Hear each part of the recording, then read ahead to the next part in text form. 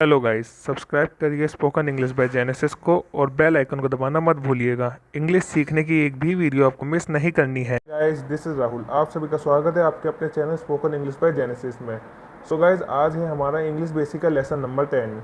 So guys, आज मैं आपको सिखाने वाला हूँ पंक्चुएशन मार्क्स। पंक्चुएशन मार्क्स का ए टू जेड सिर से लेकर पाव तक मैं आपको एक एक चीज़ समझाऊंगा। तो गाइस, बने रहिए हमारे साथ इस वीडियो में। सो गाइस, आज का वीडियो थोड़ा लंबा हो सकता है, लेकिन मैं आपको गारंटी देता हूँ कि आज इस पंक्चुएशन मार्क्स के वीडियो लेक्चर को देखने के बाद आप ज़िंदगी भर पंक्चुएशन मार्क्स को नहीं भूल पाएंगे। सो गाइस, बने रहिए मेरे साथ और देखिए पंक्चुएशन मार्क्स के बारे में। So guys, let's get started. So guys, हमारा टॉपिक स्टार्ट करते हैं। सो गाइस, आज हमारा टॉपिक है पंक्चुएशन मार्क्स। सो गाइस, ये टॉपिक इतना आसान है कि कोई 6 क्लास का बच्चा भी इसको समझ सकता है। सो गाइस, अगर आप भी इसको समझना चाहते हैं तो इस वीडियो को पूरा देखिए। सो गाइस, सबसे पहले हमें ये जानना होगा कि पंक्चुएशन मार्क्स होते कितने हैं। सो गाइस, सबसे पहला हमारा पंक्चुएशन मार्क्स है फुल स्टॉप। आप देख सकते हैं इसका चिन्ह। उसके बाद हमारा आता है दूसरा चिन्ह क्वेश्चन मार्क, जिसे आप हिंदी में प्रश्नवाचक चिन्ह भी कहते हैं। तीसरा हमारे पास आता है एक्सक्लेमेशन मार्क, जिसे आप हिंदी में विस्मयादिबोधक चिन्ह भी कहते हैं। चौथा हमारे पास आता है कॉमा। ये इसका भी चिन्ह आप देख सकते हैं। मैं आपको हिंदी में इतना नहीं समझाता क्योंकि आपको हिंदी नहीं सीखनी है, हमें इंग्लिश सीखनी है, तो आपको इसके इंग्लिश में नाम याद होने चाहिए। फिफ्थ है हमारा क्वोटेशन मार्क। सिक्स्थ है हमारा कॉलन, डबल डॉट, उसके बाद है सेमी कॉलन, ऊपर डॉट नीचे कॉमा, फिर ये डैश, फिर हाइफन, फिर 10th में आता है हमारा एपोस्ट्रॉफी, जिसके बारे में मैंने आपको एक सेपरेट वीडियो लेक्चर में अच्छी तरीके से समझाया हुआ है और इस वीडियो लेक्चर में और मैं आपको अच्छी तरीके से समझाऊंगा। फिर आता है हमारा 11 पैरेंथेसिस, जिसे हम राउंड ब्रैकेट्स भी कहते हैं। फिर आते हैं हमारे ब्रेसेस, जिसे हम कर्ली ब्रैकेट्स भी कहते हैं। फिर आते हैं हमारे ब्रैकेट्स, जिसे हम स्क्वायर ब्रैकेट्स भी कहते हैं। फिर आते हैं हमारे एलिप्सिस, जिसे हम यूज़ करते हैं सेंटेंस को एंड करने के लिए। और इस एलिप्सिस में आपने कई सेंटेंसेस के एंड में देखा होगा कि 3 डॉट्स वो इसलिए ही होते हैं, सेंटेंस को एंड करने के लिए उनका यूज़ होता है। आप टेंशन मत लीजिए, आपको ये सब कुछ समझ में आने वाला है। बहुत इजी टॉपिक्स है ये सारे। बस आप हमारे साथ वीडियो लेक्चर में बने रहिए, आपको ये सारे के सारे पंक्चुएशन मार्क्स में अच्छे तरीके से एग्जाम्पल्स के साथ समझा दूंगा। सो गाइस, उससे पहले मैं आपको बताना चाहूँगा कि आप जानना चाहते हैं कि इनमें से सबसे इंपॉर्टेंट कौन कौन से है। तो देखिए, सबसे इंपॉर्टेंट पहले तो हमारे लिए सेमी कोलन बहुत इंपॉर्टेंट है। उसके बाद डैश और हाइफन के बीच का फ़र्क जानना भी हमारे लिए काफ़ी इंपॉर्टेंट है। तो ये सब कुछ मैं आपको इस वीडियो में समझाने वाला हूँ। अब देखते हैं हमारे और क्वेश्चंस भी है, मैं आपको उनके बारे में भी बताता हूँ। देखिए, हमारा नेक्स्ट क्वेश्चन है हाउ मैनी वंस और वन अपोस्ट्रोफी एस, इन दोनों में से हमें कौन सा यूज़ करना चाहिए। आपको इसके बारे में भी मैं बताने वाला हूँ कि दोनों में से कौन सा सही है। सो गाइस, पहला वाला जो ये वन अपोस्ट्रोफी एस है, ये काफ़ी ट्रिकी कॉन्सेप्ट है, काफ़ी आसान है, लेकिन फिर भी आपको पता होना चाहिए। उसके बाद हमारा नेक्स्ट है ये डबल कॉमा है वर्सेस सिंगल कॉमा। अब आपको ये भी पता होना चाहिए कि इन दोनों में से किसका यूज़ कहाँ पर होता है और किसका कहाँ पर नहीं होता है, ये भी हम जानेंगे। हमारा नेक्स्ट टॉपिक है ए एम और A dot M dot, P M versus P dot M dot, इन दोनों में से कौन सा सही है, दोनों सही है कि दोनों गलत है, दोनों सही है तो क्यों सही है, दोनों गलत है तो क्यों गलत है, या दोनों में से कोई एक यूज़ होता है, ये सब हम इस वीडियो लेक्चर में जानेंगे। हमारा नेक्स्ट है मिस्टर और मिसेस के बाद डॉट लगाना है कि नहीं लगाना है, ये भी हम इस वीडियो लेक्चर में जानेंगे। हमारा नेक्स्ट कॉन्सेप्ट देखिए, ही सेड, इसके बाद यह पहले ये बताया था आई हैव अ पेन, यहाँ पे ये फुल स्टॉप के बाद डबल इन्वर्टेड कॉमा लगाना है या इन्वर्टेड कॉमा के बाद हमें फुल स्टॉप लगाना है, ये हम इसमें जानेंगे। ये काफ़ी ट्रिकी है और काफ़ी इंपॉर्टेंट भी है। या फिर सैड के बाद आप देखते हैं हम क्वेश्चन मार्क हम कॉमा लगाते हैं, कॉमा की जगह क्या हम कॉलन का भी यूज़ कर सकते हैं या दोनों का कर सकते हैं या दोनों का नहीं कर सकते, ये भी हम इस वीडियो लेक्चर में जानेंगे। अब आपके सामने 3 सेंटेंसेस है, इसमें आई इज़ माई फेवरेट लेटर, ठीक है। अब इसमें आपको इसको सिंगल इन्वर्टेड कॉमा के साथ यूज़ करना है, डबल इन्वर्टेड कॉमा के साथ यूज़ करना है, या बिना इन्वर्टेड कॉमा के साथ भी आप यूज़ कर सकते हैं, ये भी हम इस वीडियो लेक्चर में जानेंगे। तो आइए शुरुआत करते हैं हमारे सबसे पहले टॉपिक की। सो गाइस, हमारे सबसे पहले हम सीखेंगे फुल स्टॉप, क्वेश्चन मार्क और एक्सक्लेमेशन मार्क। ये तीनों किस तरीके से यूज़ होते हैं, क्यों यूज़ होते हैं, इनका मतलब क्या है। सो गाइस देखिए, फुल स्टॉप, क्वेश्चन मार्क और एक्सक्लेमेशन मार्क, इन तीनों का यूज़ होता है टू एंड द सेंटेंस, यानी वाक्य को समाप्त करने के लिए इन तीनों का यूज़ होता है। आप देख सकते हैं जैसे आपके सामने एक एग्जांपल है, he is going to America. यहाँ पे हमने पहले फुल स्टॉप लगाया, उसके बाद हमने यहाँ इस पे एक्सक्लेमेशन मार्क लगाया, फिर हमने यहाँ पे क्वेश्चन मार्क लगाया। इन तीनों का थोड़ा सा सेंस चेंज हो जाता है, लेकिन इन तीनों में से किसी का भी यूज़ सेंटेंस को एंड करने के लिए ही होता है। ये तो हो गई पहली बात।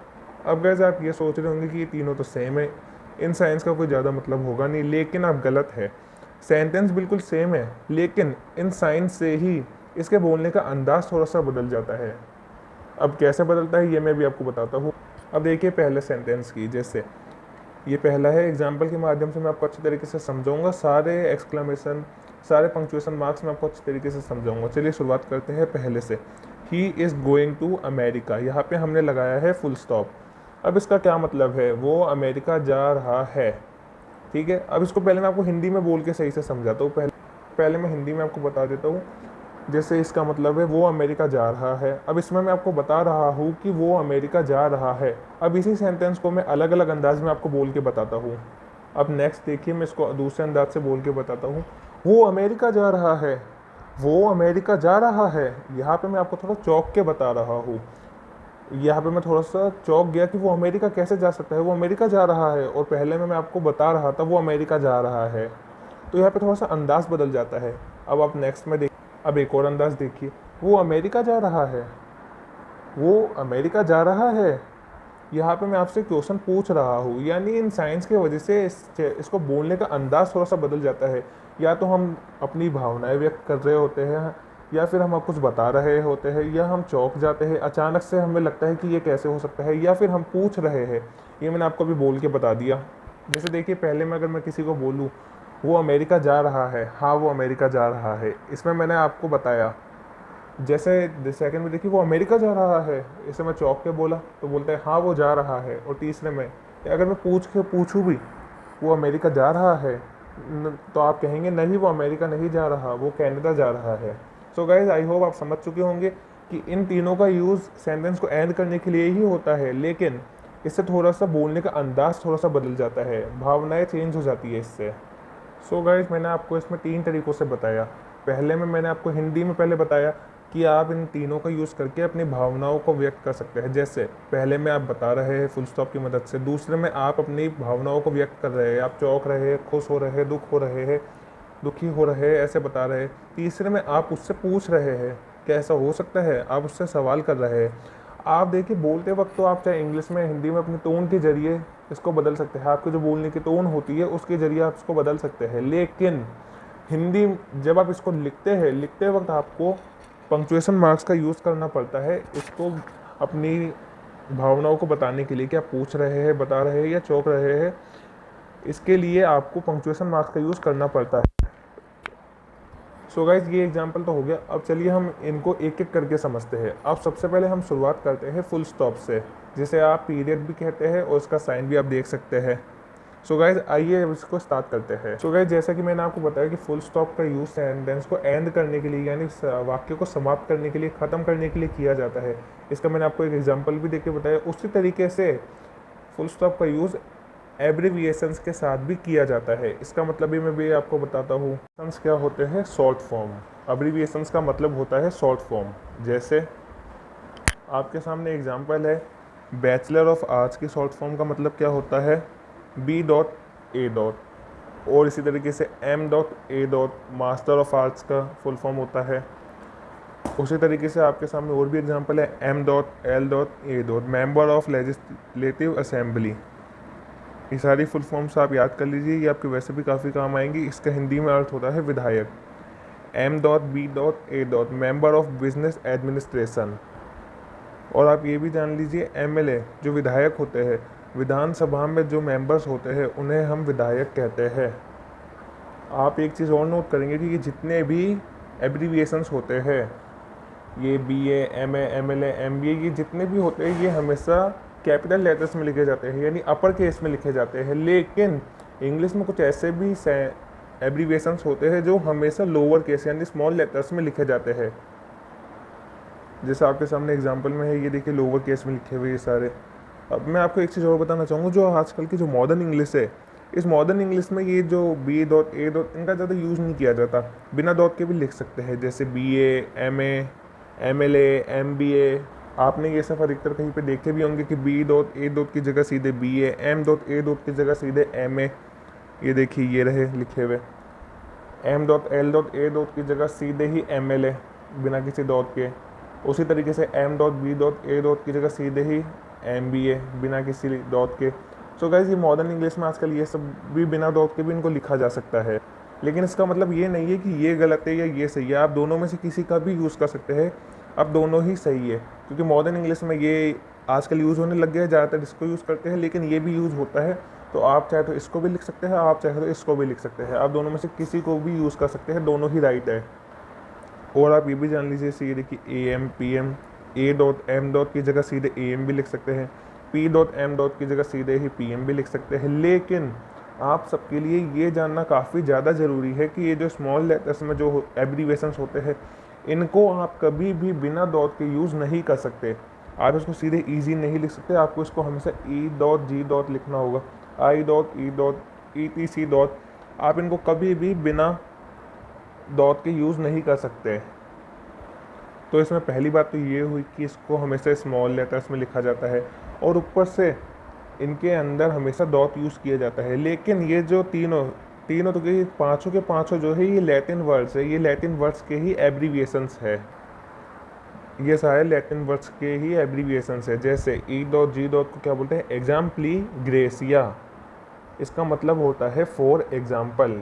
इसके भी मैं आपको अभी एग्जाम सेंटेंसेस के साथ बताऊंगा। जैसे फॉर एग्जांपल यानी ये यानी किसी चीज़ के बारे में हम जब बताएं उसके बारे में एग्जांपल देते हैं कि इसमें ये भी हो सकता है, ये भी। अभी मैं आपको सेंटेंसेस के माध्यम से और अच्छी तरीके से इसके बारे में बताऊंगा।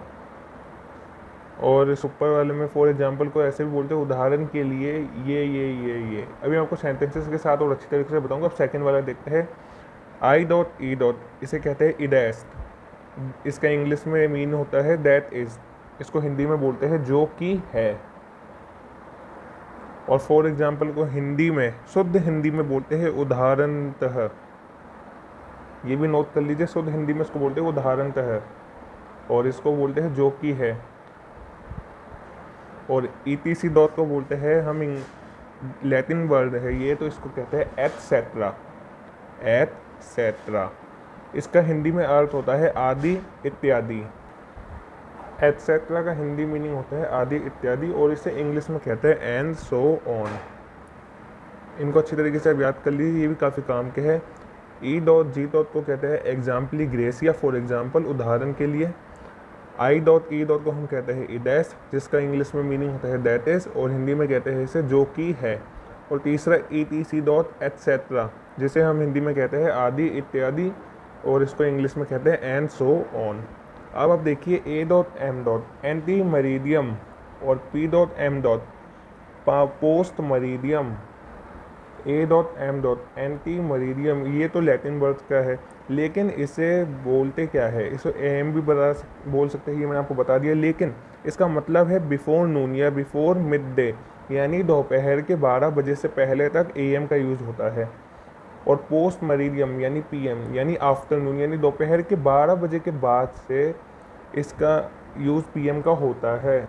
अब आपको एक चीज़ और ध्यान रखनी है, आप जब भी ई डॉट जी डॉट का यूज़ करेंगे तो आप इसको बोलेंगे फॉर एग्जाम्पल, और जब भी आप ई टी सी डॉट का यूज़ करेंगे तो आप इसको बोलेंगे एटसेट्रा या एंड सो ऑन। जैसे एक एग्जाम्पल देखिए, I can go anywhere, I can go anywhere for example Delhi Mumbai etcetera, या for example Delhi Mumbai and so on. लिखेंगे आप ऐसे ही e dot g dot E T C dot, लेकिन आप इनको बोलेंगे फॉर एग्जाम्पल, नहीं तो फॉर एग्जाम्पल तो इसको बोलेंगे, और ई टी सी को हम या तो एटसेट्रा बोलेंगे, नहीं तो एंड सो ऑन। लेकिन आई डॉट ई डॉट को हम क्या बोलेंगे, ये भी आप अभी देखेंगे।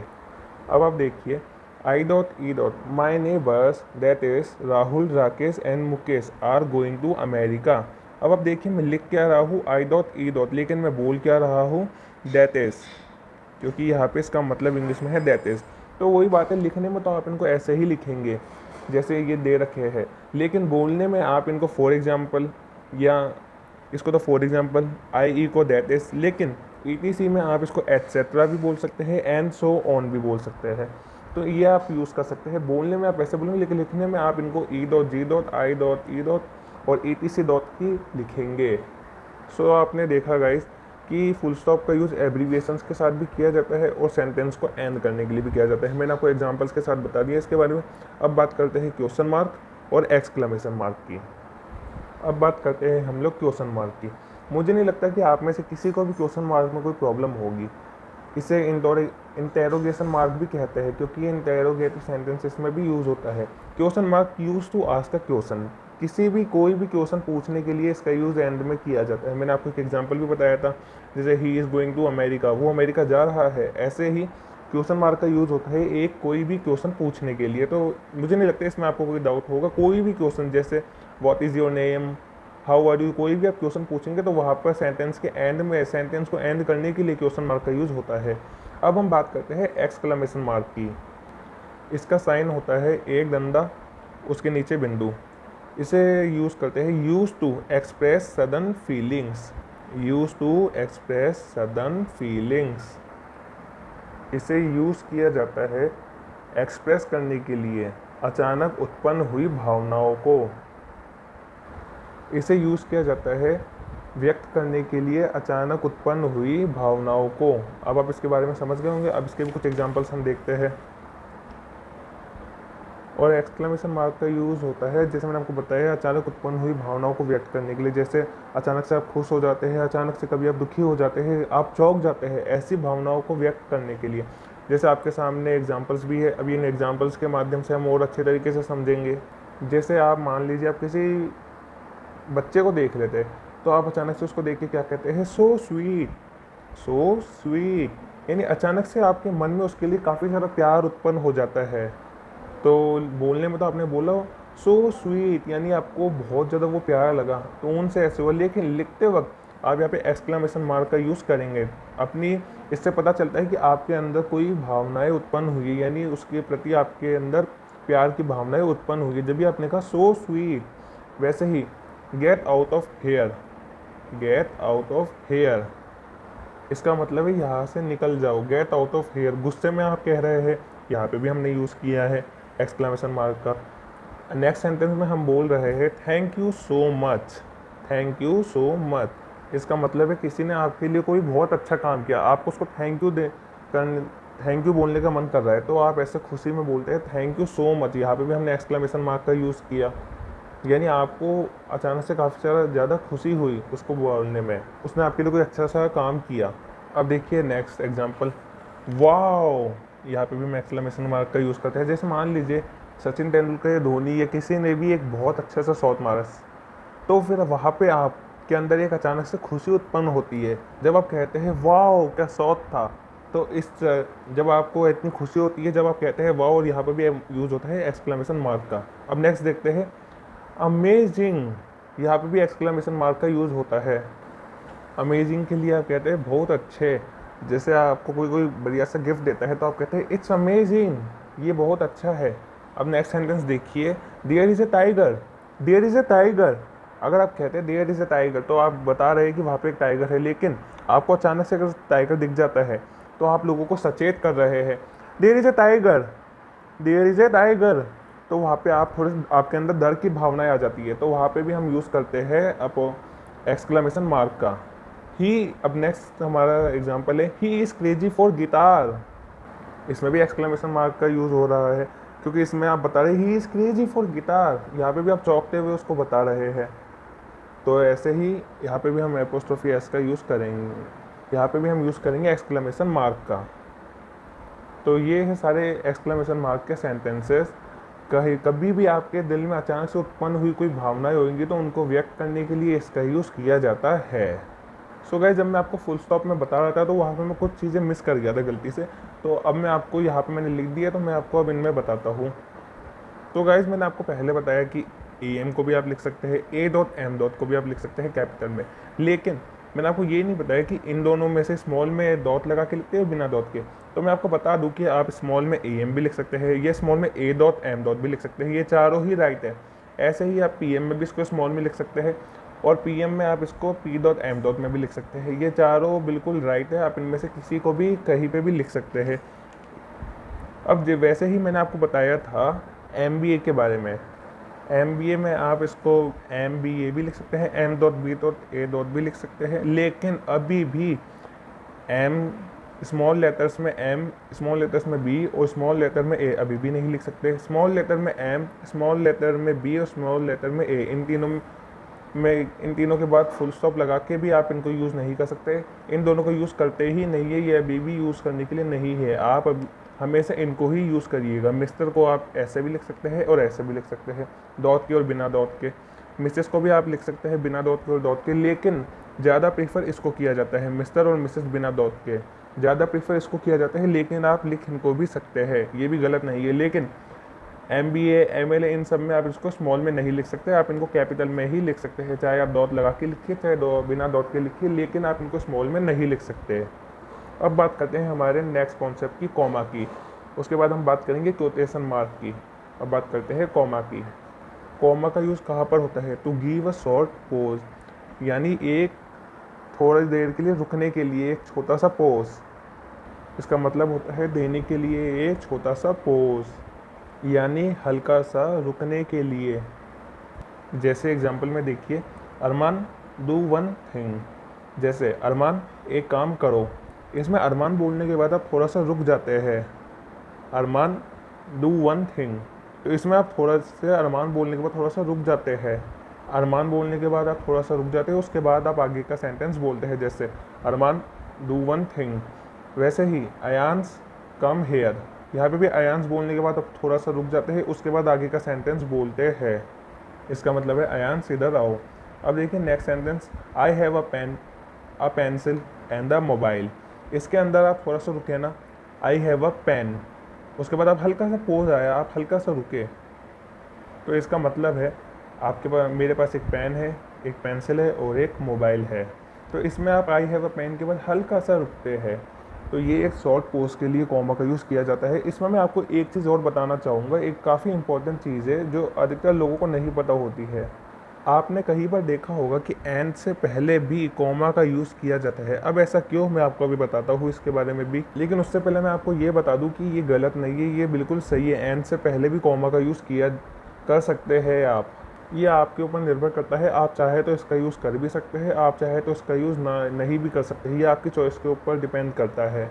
और मैं आपको बता दूं कि ये एन से पहले जो कॉमा आता है, इसको हम कहते हैं ऑक्सफोर्ड कॉमा, और इसको कहते हैं, या तो हम इसको ऑक्सफोर्ड कॉमा कहते हैं, नहीं तो हम इसको कहते हैं Harvard comma. Harvard comma, Oxford comma, नहीं तो हार्वर्ड कॉमा, ये दोनों हम इसको प्रोनाउंस कर सकते हैं इन दोनों से। ये सिर्फ आपकी नॉलेज के लिए मैंने आपको बताया है कि ये कॉमा को हम क्या कहते हैं। आप चाहे तो इसको यूज़ भी कर भी सकते हैं और नहीं भी कर सकते हैं, ये आपकी चॉइस है। आप चाहे तो इसका यूज़ नहीं भी करें और चाहे तो कर भी सकते हैं। अब नेक्स्ट सेंटेंस देखते हैं। जैसे इस नेक्स्ट सेंटेंस में देखिए, yes I will go there, I will go there. इसमें आप क्या करें, हाँ मैं वहाँ जाऊँगा। हाँ, जब भी कहीं पे येस या नो का यूज़ होता है किसी भी सेंटेंस में, तो आप थोड़ा सा रुकते हैं। जैसे इसमें भी आप रुके, हाँ मैं वहाँ जाऊँगा। जैसे यहाँ पे अब येस की जगह मान लीजिए हम नो लगा दें, no I will not go there, मैं वहाँ नहीं जाऊँगा। तो यहाँ पे भी आप नहीं के बाद थोड़ा सा रुके और येस के बाद भी थोड़ा सा रुके। तो इससे हमें ये पता चलता है कि येस या नो से हम जब भी सेंटेंस की शुरुआत करेंगे तो हमें कॉमा का यूज़ ज़रूर करना है। जैसे no you are not my friend, तुम मेरे फ्रेंड नहीं हो, नहीं तुम मेरे फ्रेंड नहीं हो। तो जब भी आप येस या नो का यूज़ करें तो आपको उसके बाद कॉमा का यूज़ ज़रूर करना है। और हाँ एक बात और, कॉमा का यूज़ हमेशा इंट्रोडक्टरी एडवर्ब के बाद भी होता है। इंट्रोडक्टरी एडवर्ब क्या होते हैं? जैसे अनफॉर्चुनेटली, नर्वसली, सडनली, इवेंचुअली, ऐसे काफ़ी सारे एडवर्ब्स होते हैं। जितने भी एडवर्ब्स होते हैं उन सब के बाद भी कॉमा का यूज़ होता है। जितने भी सेंटेंस है जिनमें एडवर्ब से शुरुआत होती है सेंटेंस की, तो उसके बाद एडवर्ब के बाद आपको कॉमा का यूज़ ज़रूर करना है। वैसे कॉमा का टॉपिक इतना हार्ड नहीं है, ये आपको अधिकतर लोगों को आता भी होगा। बस जहाँ पर आप बोलते वक्त थोड़ा सा रुकते हैं वहाँ पर आप कॉमा का यूज़ करते हैं। तो आइए अब मूव करते हैं हमारे नेक्स्ट कॉन्सेप्ट पे, क्वोटेशन मार्क पे। अब हमारा नेक्स्ट कॉन्सेप्ट है क्वोटेशन मार्क, यानी नेक्स्ट पंक्चुएशन मार्क। इसे हम क्वोटेशन मार्क भी कहते हैं, स्पीच मार्क्स भी कहते हैं, नहीं तो इन्वर्टेड कॉमास भी कहते हैं। ये ऐसे भी होते हैं, ऐसे भी होते हैं, डबल इन्वर्टेड कॉमास और सिंगल इन्वर्टेड कॉमास। इन्हें आप कहते हैं डबल इन्वर्टेड कॉमास, यानी 2 बार डबल इन्वर्टेड कॉमास, और इन्हें आप कहते हैं सिंगल इन्वर्टेड कॉमास। अब इन डबल इन्वर्टेड कॉमास को बनाने का तरीका क्या है? ऐसे ऊपर से लेके नीचे गोल, ऊपर से लेके नीचे गोल, और एंड के समय ऊपर से गोल नीचे और ऊपर से गोल नीचे। और अगर आप इतनी मेहनत नहीं करना चाहते तो आप सीधे सीधे ऐसे भी कर सकते हैं, 2 लाइन यहाँ पे 2 लाइन यहाँ पे। सिंगल में भी ऐसे ही ऊपर से लेके नीचे गोल, नीचे से लेके ऊपर, ऊपर से गोल नीचे ऐसे। और नहीं तो आप सीधे बस एक एक लाइन खींच दीजिए यहाँ पे भी। मैं भी खुद ऐसे ही करता हूँ ज़्यादातर, मैं इनको क्योंकि ये आसान होते हैं, ज़्यादा टाइम वेस्ट भी नहीं होता इनमें हमारा। चलिए अब सेंटेंसेस की शुरुआत करते हैं।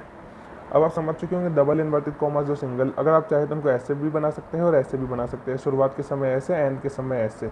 नहीं तो इतनी मेहनत करने से ज़्यादा अच्छा है तो आप डबल हो तो आप ऐसे 2 लाइनें, और सिंगल हो तो 1 लाइन ओनली।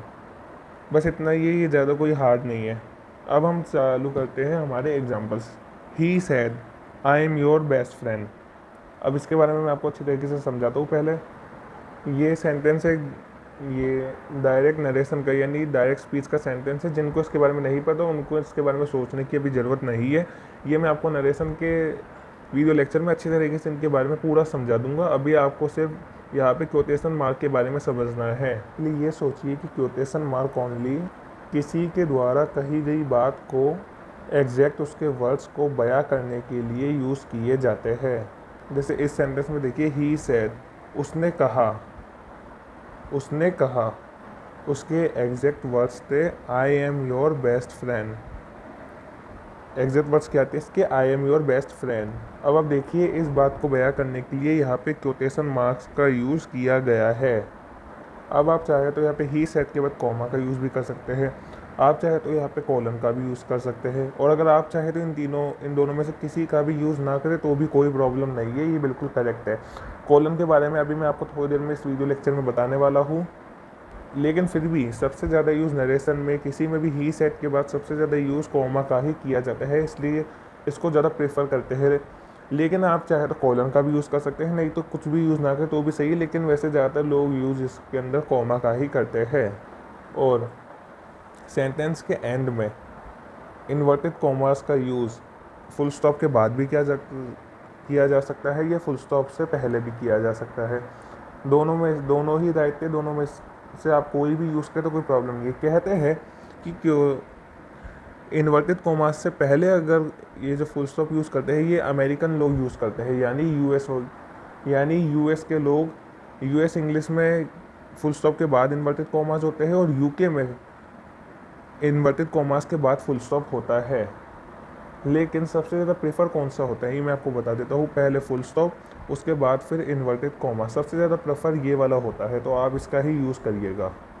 अब आप देखिए हमारा next sentence, I is my favourite letter. I मेरा सबसे प्रिय अक्षर है। आप में से सब लोग जानते ही होंगे कि आई का यूज़ हमेशा एम के साथ किया जाता है, लेकिन वो तब किया जाता है जब आई का मतलब होता है मैं। यहाँ पर आई का मतलब मैं नहीं है, यहाँ पर आई तो एक अक्षर ही तो है ओनली, तो यहाँ पे आई को मैं की तरह नहीं, आई को यहाँ पे एक अक्षर की तरह यूज़ किया गया है। यहाँ पे इस सेंटेंस का सेंस यानी इसका अर्थ हो रहा है आई है मेरा सबसे फेवरेट यानी मेरा प्रिय अक्षर। जैसे यहाँ पे हो सकता था A is my favourite letter, किसी का होता है बी, किसी का सी, किसी का एफ, किसी का जी, कोई भी फेवरेट लेटर कुछ भी हो सकता है। यहाँ पे आई ले लिया, जैसे हमने यहाँ पे कुछ और भी ले सकते थे। यहाँ पर आई को आप डबल इन्वर्टेड कॉमास के साथ भी यूज़ कर सकते हैं, सिंगल इन्वर्टेड कॉमास के साथ भी आप आई को यहाँ पर यूज़ कर सकते हैं, और अगर आप इसको बिना इन्वर्टेड कॉमास के भी यूज़ करें तो भी कोई प्रॉब्लम नहीं है, आप वैसे भी इसको यूज़ कर सकते हैं, क्योंकि ये तीनों एक्सेप्टेबल है। वैसे ज़्यादा प्रीफर किया जाता है सिंगल इन्वर्टेड कॉमास के साथ जब आप किसी लेटर की बात कर रहे हैं या किसी नंबर की बात कर रहे हैं। मान लीजिए मैं यहाँ पर कहूँ 5 is my favourite number, number 5 is my favourite number, 5 is my favourite number, तो मैं आपको यहाँ पे प्रेफर करूँगा कि अधिकतर जब भी नंबर से लेटर्स हो तो आप सिंगल इन्वर्टेड कॉमास का ही यूज़ किया करिए। अब आप देखिए यहाँ पे हमारा नेक्स्ट सेंटेंस है आई मिस यू। ये एक पूरा सेंटेंस है, देखिए यहाँ पे फुल स्टॉप लगा हुआ है, इज़ माई फेवरेट सेंटेंस।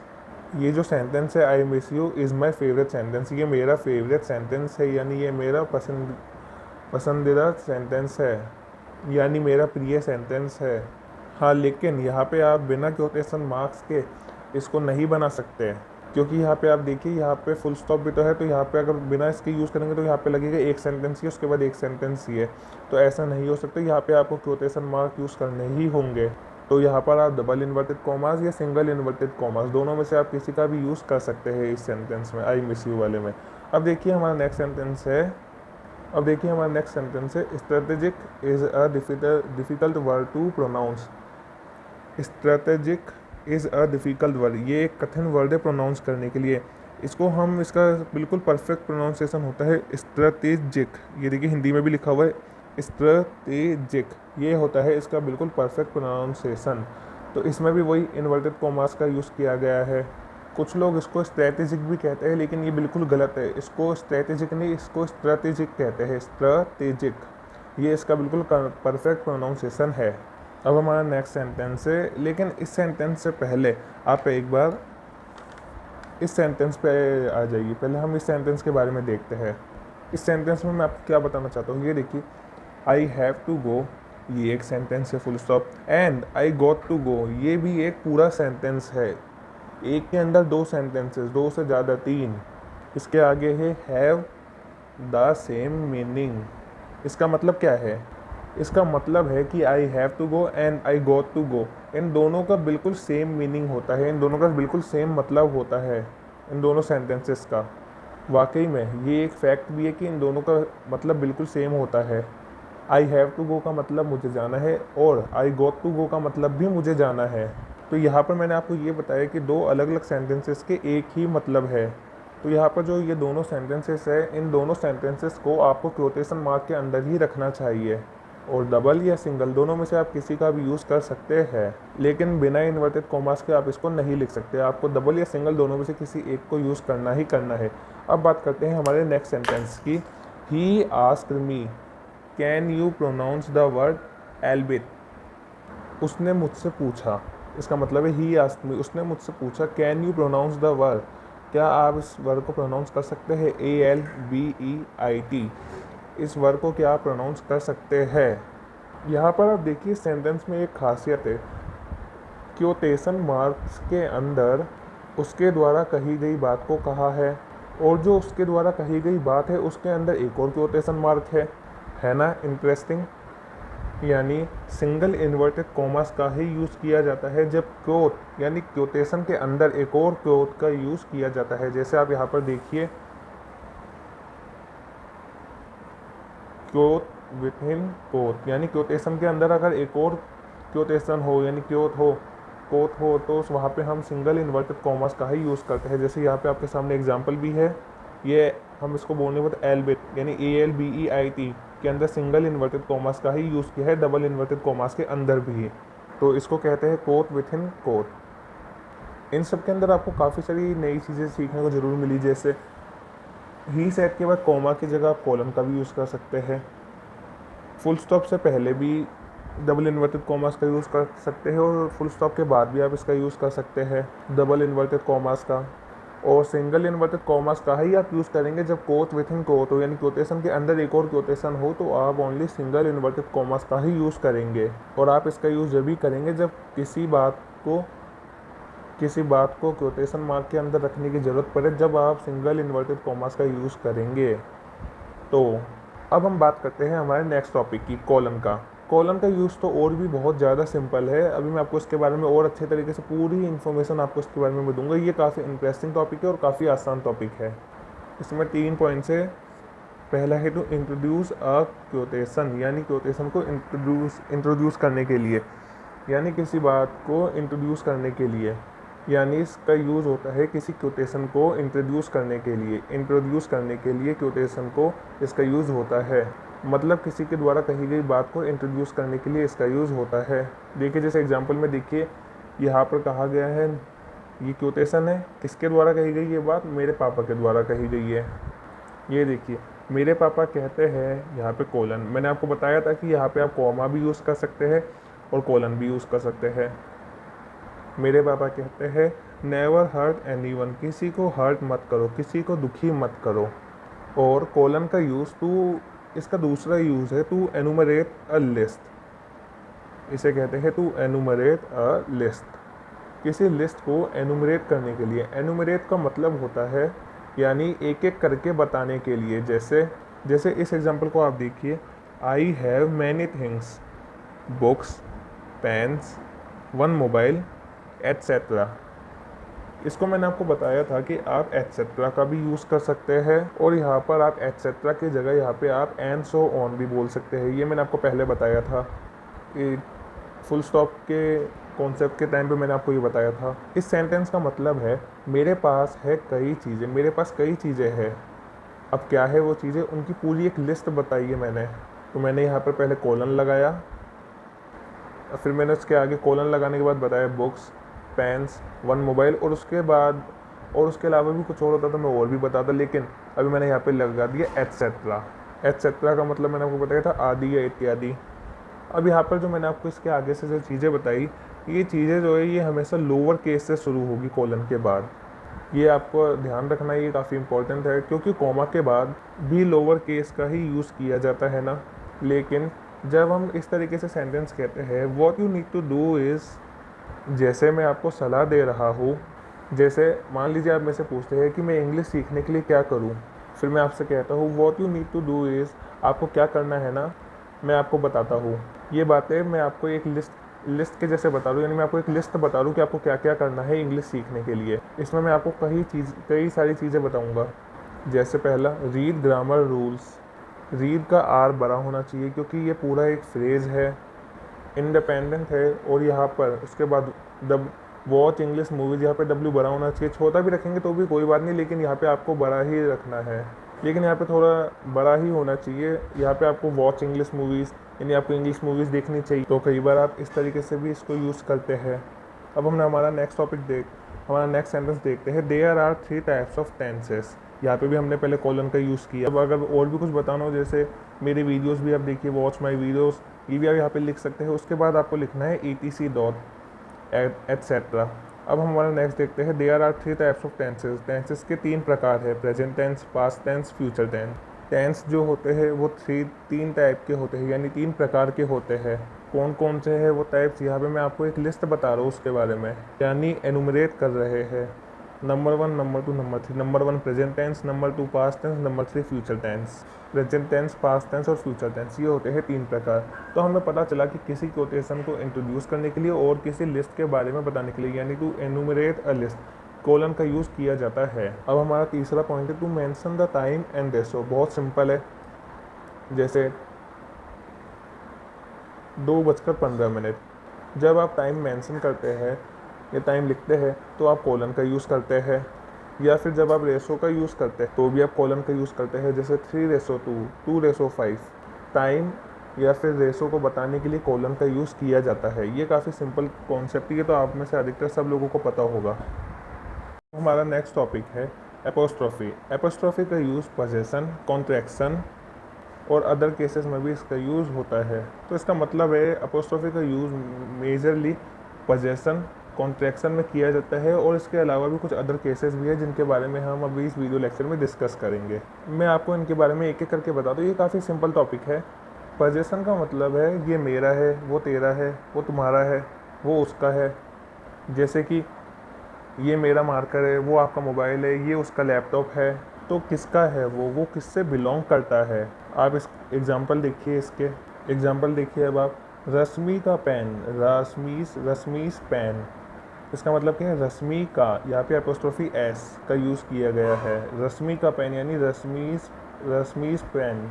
अब नेक्स्ट देखिए, मेरे पापा के दोस्त का भाई, मेरे पापा के दोस्त का भाई, का के लिए यानी मेरे पापा का दोस्त का भाई, का के लिए यहाँ पे एपोस्ट्रोफी एस का यूज़ किया जाता है।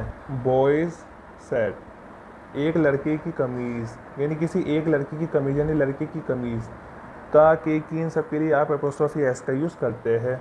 यहाँ पे एक लड़के की बात हो रही है, यहाँ पे भी की के लिए लड़के की कमीज़, तो यहाँ पे भी एपोस्ट्रोफी एस का यूज़ किया गया है। और जब हम कहते हैं लड़कों का हॉस्टल, तो देखिए यहाँ पर कई सारे लड़कों का है वो हॉस्टल, वो केवल एक पर्टिकुलर लड़के का नहीं है, वो कई सारों का है। ये एक प्लूरल वर्ड है अपने आप में, जिसकी एंडिंग एस से हो रही है। जब किसी सेंटेंस की जब किसी वर्ड की एंडिंग एस से होती है तो अपोस्ट्रोफी के बाद का एस उसमें से हटा दिया जाता है। ये मैंने आपको अपोस्ट्रोफी एस के सेपरेट वीडियो लेक्चर में अच्छी तरीके से ये बात समझाई है। अगर आपने वो वीडियो नहीं देखा है तो आप मेरे चैनल पर जाकर वो वीडियो भी देख सकते हैं।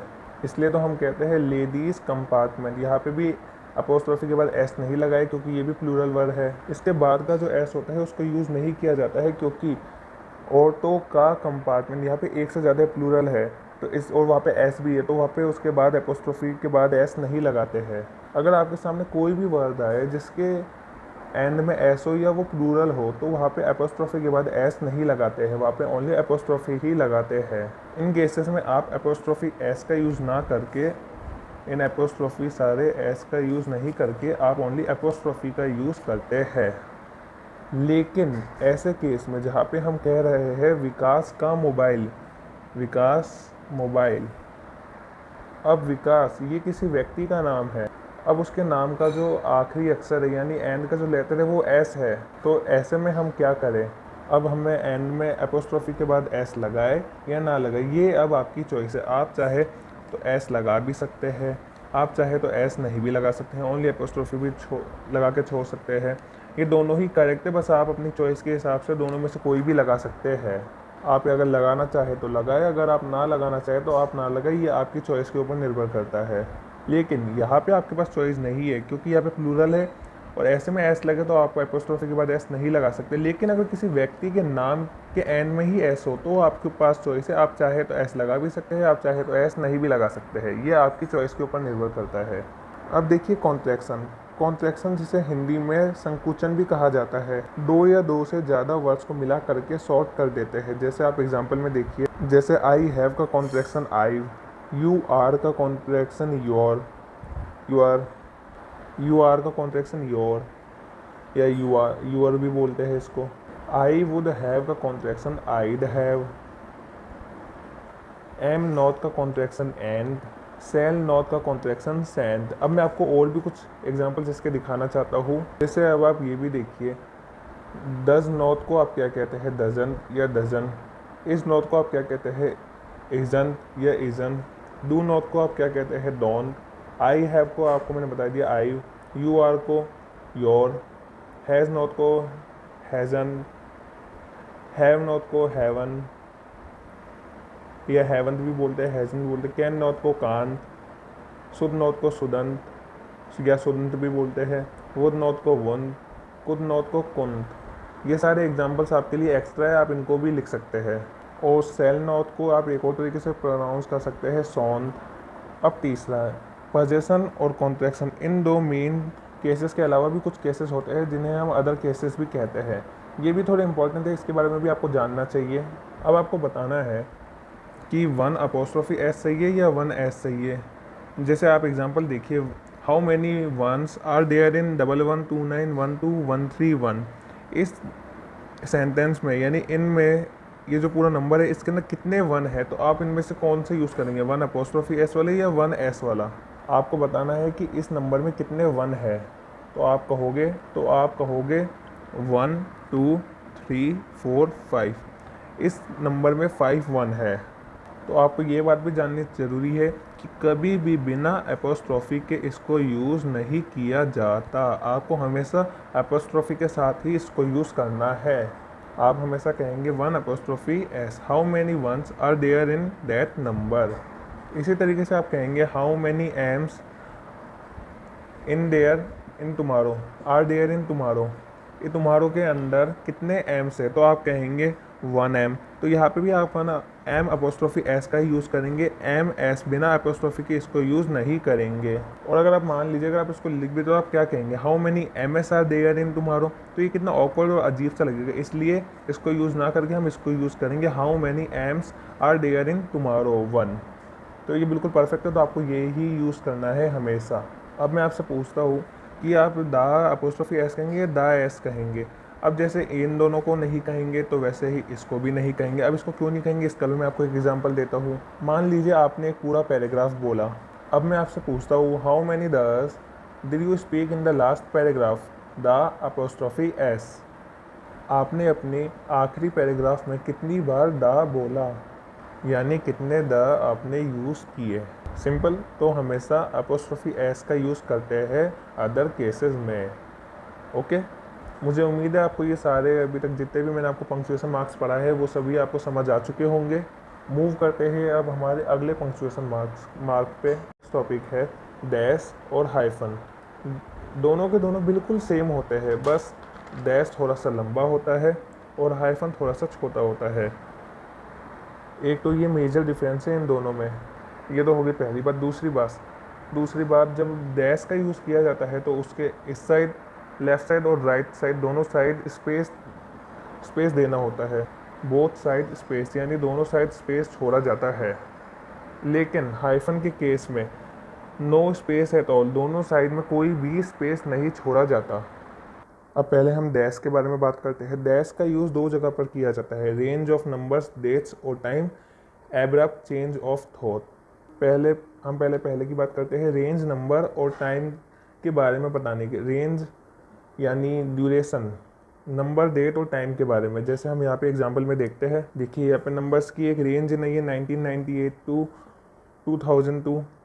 देखिए यहाँ पे डेट्स की भी एक रेंज है 25 टू 27 ऑफ जुलाई, और टाइम की एक रेंज है 10 AM टू 6 PM। ध्यान रखिएगा हमेशा डैश का यूज़ जब भी आप करेंगे, दोनों साइड आप स्पेस बनाएंगे यानी स्पेस छोड़ेंगे। मान लीजिए जब आप टाइप करेंगे, या मान लीजिए जब आप लिखेंगे, अपनी नोटबुक में लिखेंगे या कंप्यूटर में या फ़ोन में जब आप टाइप करेंगे, तो आप लिखेंगे पहले 1998, फिर स्पेस, फिर डैश, फिर स्पेस, फिर 2002। तो इसका मतलब यही है कि आपको हमेशा दोनों साइड में स्पेस छोड़ना पड़ेगा, तो ये काफ़ी इंपॉर्टेंट है। और दूसरी चीज़ है, डैश का use abrupt change of thought के लिए भी किया जाता है। मतलब है इसका, एब्रप्ट का मतलब है सडनली अगर आपके थॉट में अगर चेंज हो जाए तो इसका यूज़ किया जाता है। सडनली आप कुछ और बोल रहे थे और अचानक से कुछ और बोलने लग जाए। देखिए कैसे, he was my best friend, ये आप एग्जाम्पल देखिए एक बार। He was my best friend, वो मेरा बेस्ट फ्रेंड था। We use to play together, हम साथ साथ खेलते थे। सेंटेंस चल रहे थे अपनी जगह, लेकिन अचानक से मेरे मन में आया, अरे मैं ये क्यों बता रहा हूँ। एकदम से मैंने सेंटेंस को ब्रेक किया, तुरंत। एब्रप्ट चेंज ऑफ थॉट, एकदम से मेरा दिमाग घूमा, मैं जो बता रहा था उसे छोड़ा, तुरंत ब्रेक किया। तुरंत ब्रेक करने के लिए मैंने डैश का यूज़ किया। और उसके बाद मैंने क्या कहा, देखिए, या तो मैंने आपसे कहा, नहीं तो मैंने अपने मन ही मन में कहा, but why am I telling you this, but why am I telling you this. तो ये एब्रप्ट चेंज ऑफ थॉट का एक एग्जाम्पल है। अब हम बात करते हैं हाइफन की। हाइफन का यूज़ किस लिए किया जाता है? इसका यूज़ किया जाता है जॉइन टू और मोर वर्ड्स, दो या दो से अधिक शब्दों को जोड़ने के लिए। आपने अक्सर ऐसे वर्ड्स देखे होंगे, sister in law, she is my sister in law. Self made person, यानी I am a self made person. He is a well behaved boy, जिसका बिहेव अच्छा होता है ना, उससे वेल बिहेव्ड कहते हैं। ये एक एडजेक्टिव बन गया ना, ये कंपाउंड एडजेक्टिव है, क्योंकि ये दो या दो से ज़्यादा वर्ड से मिलके बना और यहाँ पे हाइफन का यूज़ हुआ है। मैंने आपसे क्या कहा, हाइफन में कोई स्पेस नहीं होना चाहिए, ना इधर, ना ही लेफ्ट में, ना ही राइट में। बिल्कुल चिपक के आएंगे ये वर्ड्स एकदम साथ में। एग्जाम्पल्स देखिए, he is a part time worker, और देखिए, she is a well known actress. Only non smokers are allowed there, only non smokers are allowed here. Here and there, both, दोनों का आप यूज़ कर सकते हैं। ऐसे सेंटेंसेस या वर्ड्स के साथ में हाइफन का यूज़ किया जाता है। अगर किसी सेंटेंस में अगर रेंज दी गई हो और अगर आपसे कोई पूछे कि ये क्या है, तो आपको कहना है ये डैश है। अगर आपको कभी दिखे कि किसी सेंटेंस के बीच में ऐसा कोई कंपाउंड एडजेक्टिव दिया गया और आपसे कोई पूछे कि ये क्या है, तो आपको डैश नहीं कहना है, आपको कहना है हाइफन, क्योंकि ये डैश नहीं, ये हाइफन है। अब हम मूव करते हैं हमारे सबसे इम्पोर्टेंट पंक्चुएशन मार्क्स पे, जो बहुत ज़्यादा इम्पोर्टेंट है, जो है सेमी कॉलन। ये काफ़ी ज़्यादा इम्पोर्टेंट है और इसका यूज़ भी काफ़ी ज़्यादा होता है। अब मैं आपको सेमी कॉलन के बारे में अच्छी तरीके से बताऊँगा। अब हम जानेंगे सेमी कॉलन के बारे में। एक डॉट, उसके नीचे कॉमा। सो गाइस, ये काफ़ी इंपॉर्टेंट है, लेकिन इसका रोल भी काफ़ी हद तक कॉमा जैसा ही होता है, और ये काफ़ी आसान भी है, लेकिन ये बहुत इंपॉर्टेंट भी है, तो इसको आपको अच्छी तरीके से समझना है। ये भी कॉमा के जैसे सेंटेंस में ओनली पोज ही देता है, रोकता है सेंटेंस को थोड़ा सा। अभी मैं आपको अच्छी तरीके से और समझाऊंगा इसके बारे में। अब जैसे ही आप ये जितने भी मेरे पास एग्जांपल्स है, पहले आप इन एग्जांपल्स को सबको समझ लेंगे, उसके बाद आपको लगेगा कि सेमीकोलन को इतना हार्ड टॉपिक नहीं था, काफ़ी ईजी था। सो गाइस बस आपको ये सारे सेंटेंसेस अच्छी तरीके से एग्जांपल समझने, उसके बाद आपको ये सेमीकोलन भी अच्छी तरीके से आ जाएगा। फिर हम बचे हुए सेंटेंसेस अपने कंप्लीट करके, बचे हुए पंक्चुएशन मार्क्स करके, आज आपको पंक्चुएशन मार्क्स भी अच्छी तरीके से आ जाएंगे। सो गाइस स्टार्ट करते हैं आज ये नेक्स्ट सेमीकोलन को। सो गाइस बढ़ते हैं हमारे पहले एग्जाम्पल की ओर। सबसे पहला हमारा सेंटेंस है I called him on 25th, फिर रुकूंगा, फिर मंडे, यहाँ पे मान लीजिए अभी सेमीकोलन नहीं है, यहाँ पे ओनली कॉमा मान लीजिए, मंडे, फिर 28, फिर थर्सडे, फिर 30, फिर सैटरडे एंड सो ऑन। अब इसमें क्या लग रहा है, मैं किसी को बुला रहा हूँ 6 दिन तक, 6 अलग अलग बार बुलाया मैंने, 25th, फिर मंडे, फिर 28, फिर थर्सडे, फिर 30, फिर सैटरडे। लेकिन ये गलत है, ये यहाँ पे ऐसे नहीं होगा, यहाँ पे हर जगह पे कॉमा नहीं आएगा। अब आपको लग रहा होगा मैंने उसको 6 बार बुलाया, लेकिन मैंने उसको 6 बार नहीं, मैंने उसको हकीकत में तो वैसे 3 बार ही बुलाया है। कि कैसे, 25th मंडे को मैंने उसको बुलाया, फिर मैं रुकूंगा, फिर मैंने 28 थर्सडे को उसको बुलाया, फिर मैंने 30 सैटरडे को उसको बुलाया। मैंने ऐसे करके यानी उसको बुलाया 3 बार ही। अब आपको समझ आएगा सेमीकोलन का यूज़ क्या होता है। अब गाइस जैसे मैंने आपको बता दिया कि मैंने उसको 25th मंडे को कॉल किया यानी बुलाया, 28 थर्सडे को बुलाया, 30 सैटरडे को बुलाया, कॉल किया, ये बुलाया, कुछ भी मान लीजिए आप। लेकिन अगर यहाँ पे कॉमा लगा दूँ मेरे तो ये 6 अलग अलग हो जाएंगे। तो अब मैं कैसे पता करूँ कि ये सिर्फ 3 ही है, इसको मैं कैसे दिखाऊँ? तो इसलिए हमने यहाँ पे सेमीकोलन का यूज़ किया है। अब देखिए यहाँ पे मान लीजिए मैंने आपको बोला कॉमा, अब अगर मैं यहाँ पे सेमीकोलन लगा दूँ तो ये पूरा एक हो जाएगा, 25th मंडे, 28 थर्सडे, यहाँ पे भी एक सेमीकोलन, और 30 सैटरडे, यहाँ पे भी एक सेमीकोलन। तो इससे ये 3 अलग अलग हो जाएंगे। और एक और बात, एंड से पहले सेमीकोलन या कॉमा आप यूज़ करना चाहे तो कर भी सकते हैं, नहीं भी कर सकते। ये मैं आपको पहले ही कॉमा के मैं बता चुका हूँ। कॉमा के जब मैं आपको कॉमा के बारे में बताया, जब भी मैंने आपको बताया था कि कॉमा का यूज़ कर सकते हैं, वैसे ही यहाँ पे आप सेमीकोलन का भी यूज़ कर भी सकते हैं, नहीं भी कर सकते हैं। ये आपकी चॉइस के ऊपर निर्भर करता है। सो गाइस कॉमा ने हमें कंफ्यूज कर दिया था कि ये कितनी बार बुलाया, उसने 6 बार बुलाया कि 3 बार, लेकिन सेमीकोलन का यूज़ करने से हमें क्लियर हो गया कि उसने उसको 3 बार कॉल किया है। तो इससे अब आपको भी प्रैक्टिस से और सेंटेंसेस समझाऊंगा, जब आपको और अच्छी तरीके से समझ आएगा। बनी रहिए हमारे साथ। सो गाइस अब आप इस सेंटेंस पे नज़र डालिए एक बार। He has money and property but he needs gold as well. उसके पास पैसा और प्रॉपर्टी है, थोड़ा रुके, लेकिन उसे सोने की भी ज़रूरत है। उसे गोल्ड चाहिए, उसे सोना चाहिए। ये सेंटेंस बिल्कुल सही है। यहाँ पे हमने एक जगह पर पोज दिया और बाकी पूरा सेंटेंस वैसे के वैसे ही बोला, इसमें और कोई प्रॉब्लम नहीं है। ये बिल्कुल करेक्ट सेंटेंस है। बट यहाँ पर कंजक्शन है, उसके बाद एक क्लोज उसके आगे से हुआ और एक क्लोज पहले से पीछे से हुआ, और वहाँ पे बट से पहले कॉमा आ गया, तो वहाँ पे एक जगह पे हम रुके। के आगे का दूसरा क्लोज है, बट से पहले कॉमा और उसके पहले का पूरा एक क्लोज है। दोनों सेंटेंसेस में कहीं भी कॉमा नहीं है। इस he has money and property तक भी कोई कॉमा नहीं है। But he needs gold as well में भी कोई कॉमा नहीं है। लेकिन अगर यहाँ पे कॉमा होता तो हम क्या करते, अब आप ये जानिए। अब आप इसका नेक्स्ट सेंटेंस देखिए, इसके जैसे ये ही हैज़ मनी, फिर कॉमा रुके, प्रॉपर्टी एंड गोल्ड। अब यहाँ पे मान लीजिए गोल्ड के बाद सेमीकोलन नहीं, पहले कॉमा मान लीजिए, गोल्ड, फिर कॉमा, फिर रुके, बट ही नीड्स मोर, लेकिन उसे और चाहिए। अब यहाँ पे हम क्या करेंगे, अब ही हैज़ मनी, पहला कॉमा सही है, प्रॉपर्टी एंड गोल्ड, यहाँ तक तो बिल्कुल सही है। अब हम जब इससे यहाँ पे एक कॉमा पहले से ही है, ही has money, comma, property and gold, लेकिन यहाँ पे हम जब इसे दूसरे क्लोज से यानी कंजक्शन के बाद जो क्लोज है उससे जोड़ेंगे तो हम यहाँ पे कॉमा के साथ साथ सेमीकोलन भी लगा देंगे। अब अगर आप इसे बोलेंगे ही has money and property, he has money, property and gold but he needs more. अब बोलने में तो किसी को कुछ पता नहीं चलेगा, नहीं आपको नहीं किसी और को, लेकिन लिखते वक्त आपको इसके बारे में पता, आपको ये साइन बिल्कुल परफेक्ट लगाने ही लगाने हैं, पंक्चुएशन मार्क्स। जब आप पहले एक कॉमा आ जाए, उसके बाद जब आप दूसरे क्लोज में जा रहे हो उससे पहले कॉमा आ जाए, तो आप उस कॉमा को चेंज करके सेमीकोलन में बदल देंगे। अब गाइस देखिए हमारा next sentence, I like his personality, attitude, way of talking etcetera. अब यहाँ पे सेमीकोलन की जगह दोबारा से मान लीजिए एक कॉमा ही है, but I don't like his anger. अब आप समझ गए होंगे, ये भी उनके जैसा ही है। आई लाइक हिज पर्सनैलिटी ठीक है, attitude okay, comma, way of talking etcetera. लेकिन जब हमने बट से चालू किया, यहाँ पे दूसरा क्लोज चालू हो रहा है, तो बट से पहले हम कॉमा की जगह लगा देंगे सेमीकोलन। ये अब आप समझ चुके होंगे। अब एक क्लोज में तो आपने बताया कि मुझे उसका क्या क्या पसंद है, मेरे को उसकी personality, attitude, way of talking पसंद है, ये हो गया पूरा एक क्लोज। लेकिन जब आपने दूसरे में शिफ्ट किया, यानी आपने बताया दूसरे में कि मुझे उसका क्या पसंद नहीं है, तो यहाँ पे आपने सेमीकोलन का यूज़ किया। सो गाइस आप समझ चुके होंगे, इसमें भी वही है, पहले एक क्लोज से दूसरे क्लोज में जा रहे थे तो वहाँ पे हमने सेमीकोलन का यूज़ कर लिया, बिल्कुल इसी के जैसे जैसे मैंने आपको इस वाले में बताया था, बिल्कुल ऐसे के ऐसे इसमें भी हुआ है।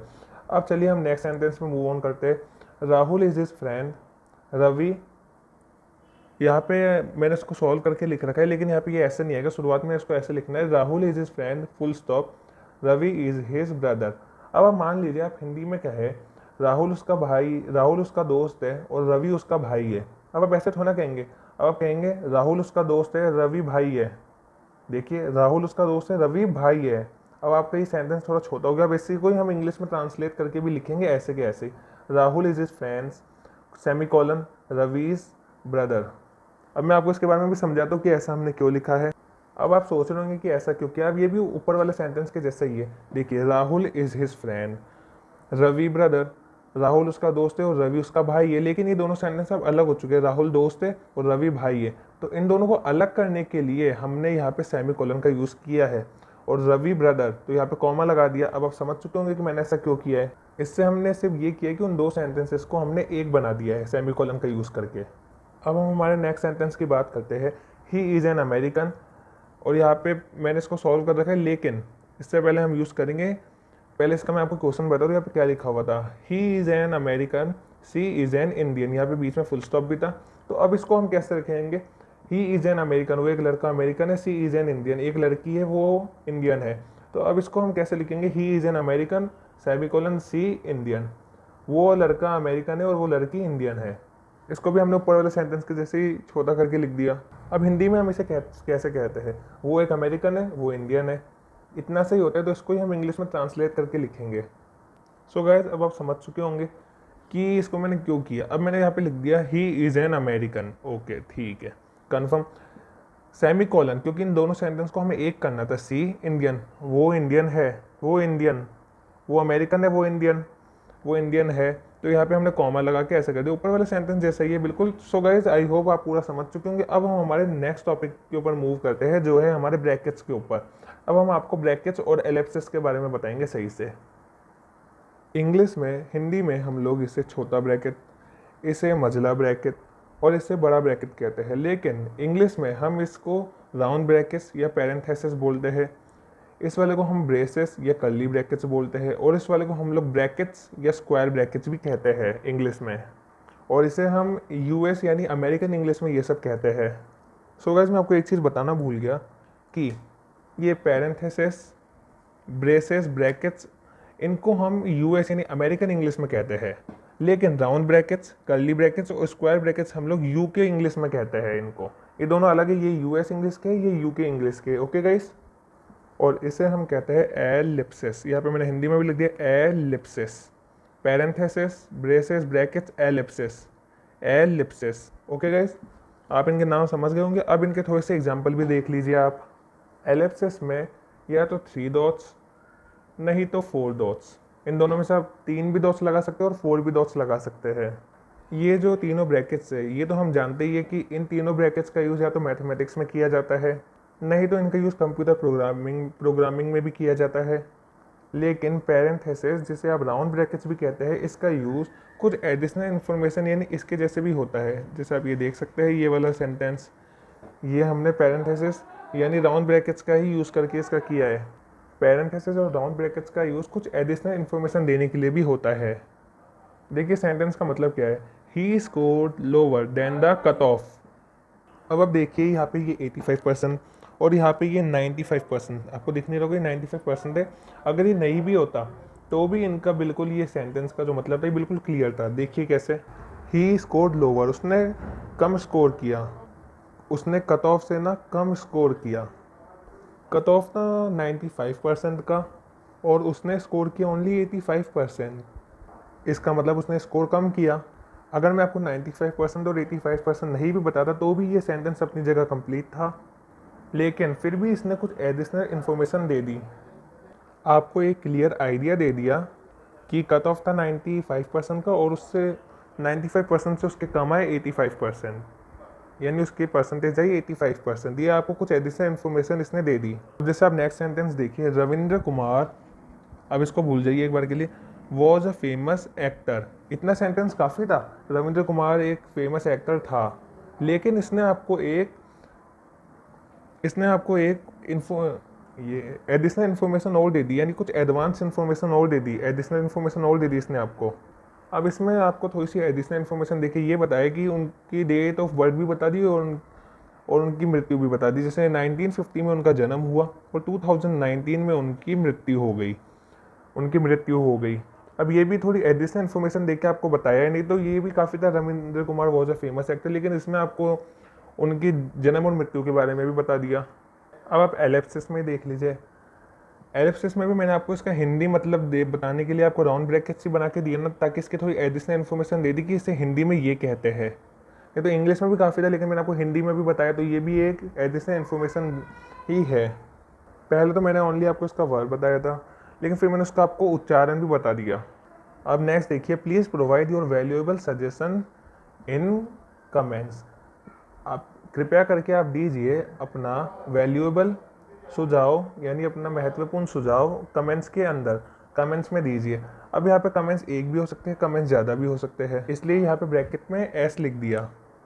इसका मतलब या तो एक सजेशन दे दीजिए, नहीं तो अगर एक नहीं देना चाहते तो एक से ज़्यादा सजेशन भी आप दे सकते हैं, या फिर एक से ज़्यादा सजेशन आप दे दीजिए। अब इस एडिशनल इन्फॉर्मेशन यानी अतिरिक्त इन्फॉर्मेशन के लिए आपने यहाँ पे ब्रैकेट्स का यूज़ किया कि आप एक भी दे सकते हैं कमेंट और एक से ज़्यादा भी दे सकते हैं, इसलिए आपने यहाँ पर ब्रैकेट्स का यूज़ किया। अब जहाँ तक बात है ब्रेसेस और ब्रैकेट्स, इसका यूज़ वैसे राउंड ब्रैकेट्स की जैसे किया नहीं जाता, लेकिन कुछ लोग कर भी लेते हैं, करना चाहे तो कर भी सकते हैं, नहीं तो वैसे नहीं करते, लेकिन आप चाहे तो कर भी सकते हैं, इसमें कोई प्रॉब्लम नहीं है। अब हम बात करते हैं एलिप्सिस की। अब मैं आपको एलिप्सिस के बारे में बताता हूँ, ये भी काफ़ी इंपॉर्टेंट है, आपने बहुत बार देखा होगा। अब सबसे पहले आप इसके कुछ एग्जांपल्स देखिए। पहला एग्जांपल देखिए, से 1 2 3 ... अप टू 100। अब इसका हिंदी में अर्थ क्या हुआ, कहो 1 2 3 ... 100 तक। अब मैं आपको इसका मतलब समझाता हूँ कि यहाँ पे हमने ये ... एलिप्सिस का यूज़ क्यों किया। अब यहाँ पे हमने ऐसा क्यों किया, अब देखिए 1 2 3 4 5 6 ऐसा होता ही है, तो यहाँ पे हमने 1 2 3 फिर ... यानी 4 5 6 जितने भी है वो सब और 100 तक, तो यहाँ पे एलिप्सिस का यूज़ किया। अब ये ज़रूरी थोड़ा कि हम यहाँ पे 4 5 6 अंदर तो दे ये चीज़, तो इसलिए आप यहाँ पे ... लगा देते, और बोलते वक्त भी आप ऐसे ही करते हैं, से 1 2 3 अप टू 100, यानी 100 तक बोलना है। अब हमारा लास्ट सेंटेंस देखिए और अगला सेंटेंस देखिए, he had a mobile, a calculator, a pen ... अब इसका हिंदी में मतलब है उसके पास एक मोबाइल था, एक कैलकुलेटर था, एक पेन था, और भी उसके पास बहुत सारी चीज़ें थी। ये अंडरस्टूड है कि उसके पास इसके बाद कई सारी चीज़ें थी, इसलिए हमने यहाँ पे ... लगाया। देखिए इसके बारे में जानना कोई इतना इंपॉर्टेंट नहीं, क्योंकि आप ये ऐसे भी बोल सकते हैं, इसलिए मैं इसके बारे में आपको ज़्यादा नहीं बताऊँगा, क्योंकि ये बेसिक चीज़ें और आप लोगों को आती भी होगी और आपको नहीं भी आती, तो इसकी कोई ज़्यादा ज़रूरत नहीं है। तो मैंने आपको एक इन्फॉर्मेशन के तौर पर थोड़ा सा बता दिया इसके बारे में। तो जो इन्फॉर्मेशन ज़्यादा इंपॉर्टेंट नहीं है वहाँ पर आप ... लिख के उसको फिनिश कर देते हो। जैसे उसको आपको अंडरस्टूड है ही कि यहाँ पे ही है, उसके पास मोबाइल, एक कैलकुलेटर, पेन, उसके पास और भी बहुत कुछ होगा, तो इसलिए आप यहाँ पे ...